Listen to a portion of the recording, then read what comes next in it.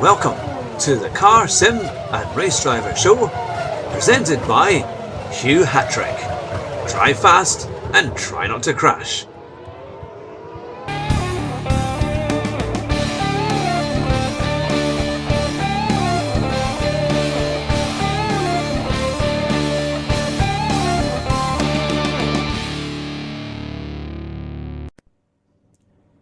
So here you have it. We're driving around the handling track at Mercedes Benz World. Now, I do apologise that I couldn't quite get the sound to work on the video when they recorded it for me, but they're going to hopefully send me another one. So if need be, I'll try and do another version in the next week or two. But you can see that's me being overtaken there. I had to pull over. This chap had been going for quite a few laps before and was on his hot lap, and I'd only really just started out. And then the rain starts coming down. But there's James Fletcher, who's in the car there. James Fletcher, the British GT driver, and he's instructing me to go as fast as I can around these corners. But what was really impressive was that they're really, really careful with what they say, but they encourage you to go as fast as you can and get your lines right, get your braking right. Here we're coming up to this is the kind of the back straight, and when you hit those cones, that's when you're supposed to brake a bit, and then you kind of throw. Well, some people would say throw the car in, but you've got to kind of lure the car in. And then you come round to another kind of long right hand. It's almost like a hairpin. And it's amazing how when you hit the brakes in that car, the car really turns in well. And then you want you to kind of roll through the corner and then with a little bit of acceleration to get round it as you exit the bend. And then you use a bit more of this. I was a bit wary to use too much of that exit road because cars were coming in and coming out. At the very end, you'll see James do his lap. And he just absolutely flies all the way through, and he uses the whole road and a good bit more, so he doesn't have to worry about track limits. But it really was, this was this kind of building up the speed. Here you can see I'm kind of hanging on as I'm putting on the right-hand lock. I thought I was going to kind of end up in the left chair there, but it's good with the G-forces building up. But what a car! And then you kind of throw it in a bit. One of the problems I was having was that I was steering in kind of two blocks instead of trying to get one progressive move as you go around the corner, and of course that means that the car steers a lot better if you're in one move rather than having like what they call the 50ping it, which is unfortunately what I was doing, and I need to learn to make sure that I don't do that because it brings on understeer. But this car certainly handled extremely well, and even though it was raining on and off, it didn't deter James Fletcher telling me to go even faster. And I thought, oh god, this is going to be exciting to say the least.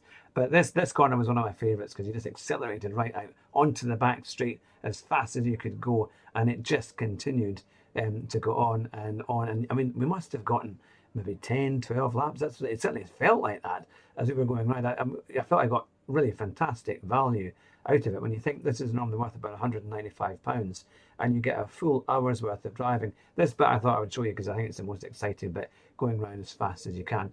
It's a pity we couldn't get the sound of the engine because it was a really, really nice engine note to the whole thing. It was a 3-litre turbo petrol. It was the C43 AMG 4-door Saloon, so it was a really nice car to drive, but really it all kind of works. And I was saying to Jonathan afterwards, you can see him in the back of the picture there hanging on for dear life, that in a way this car was actually easier to drive in real life than it is on the simulator. It was just incredibly accurate. But you find on a lot of simulators these cars tend to understeer quite a bit and then it loses the back end, or they're quite tricky on things like Gran Turismo and similar games. But actually in real life this was remarkably easy. So it really shows you that they've been able to develop a chassis and a car that really is so easy to drive for people coming into who have never driven a particularly fast car before, and they can get an awful lot out of it. And I was just driving it in automatic mode. Okay, we were in like Sport and Sport Plus and things like that, but I wasn't using the paddle shift at all. I was just letting it do that for me, really because I think I had enough on my plate to kind of concentrate on it at the start. If it had been a longer day, I would have maybe looked at doing the gears as well. But I mean, and you got a lot out of the car just by being in automatic mode, I have to say. It was pretty decent. Well, obviously in simulators you want to be in manual mode to get a lot more out of it, be in the right gear for the corners, and you can choose a bit more. But with this track as well, you'll see that it's really not very wide, so you've got to be quite careful how you place the car, because if you get onto the grass, then it's going to be a very dodgy and potentially a spin, and you could end up doing damage. In fact, one of the offers that they give you when you sign the paperwork is to make sure if you want excess cover, and it was going to cost an extra 20 or 30 quid or more, so I just decided as well, it should be all right. I mean, at the end of the day, you've got the instructor with you, but obviously if you go into the grass and you smash the car up, you're going to have to pay a fair whack of money to get out of that one. So it's interesting how it all went, but as you can see here, we've got a couple of cars in front. So can I keep up with them? Can I even get them to pull over so I can overtake them? We'll see what happens. But it was the chase was on, as you can see, and we were beginning to get a little bit better, a bit faster. This was where you braked hard, and it was quite hard to determine when was the best turning point. They do have the cones there to kind of guide you, but you've got to really look far ahead, so you can see where the course is going. Otherwise, you kind of find yourself getting a little bit caught out, because a lot of it looks similar as you come around the corner. This was an interesting one because James could really take that hard. In fact, you can see one of them pulls over for me there, so I can keep going and go a bit faster. But these last few laps, I mean, they taught me a huge amount. And if you're, it's like anything, if you're wanting to learn how to drive a bit better, these are great courses, and I would thoroughly recommend Mercedes Benz World and the driving packages, because they really will get you going, and you get fantastic instruction.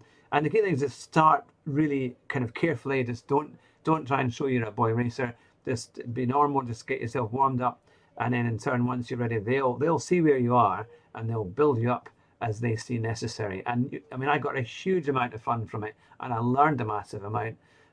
It's really just a great day. I mean, I've never been in a session before where I thought I was really pushing as fast as I could go, and basically James is telling me to go faster.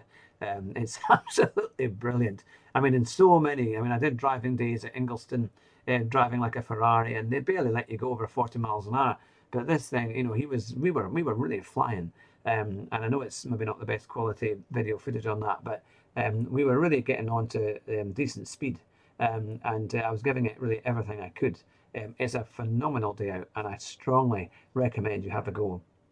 If you can win a competition, it's even better. If not, it will cost you about £195 for this. But we were going to do a split between half an hour on this circuit, and then on the racetrack, and then half an hour on the off-road track.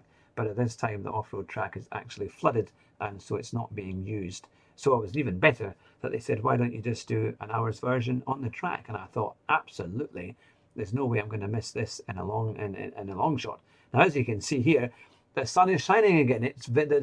The weather varied so much, it was almost impossible to predict what was going to happen next. But thankfully, in this video, I didn't go off. I managed to stay on the track without any issue. And you can see there, James kind of still hanging on for dear life, but he seems to be pretty calm, to be fair. He never said I was going too fast, or if anything, he said go faster. So I think he was obviously pretty relaxed. They must give them a number of calm pills to keep them going, as different people turn up to have a go on what is a fantastic time of performance driving. So there you have it. We're pretty much just slowing down now, and we're going to be leaving the handling circuit to do some donuts and other things. He was trying to get me to drift, but it was a fantastic day out, and I will get on to the next part of the video.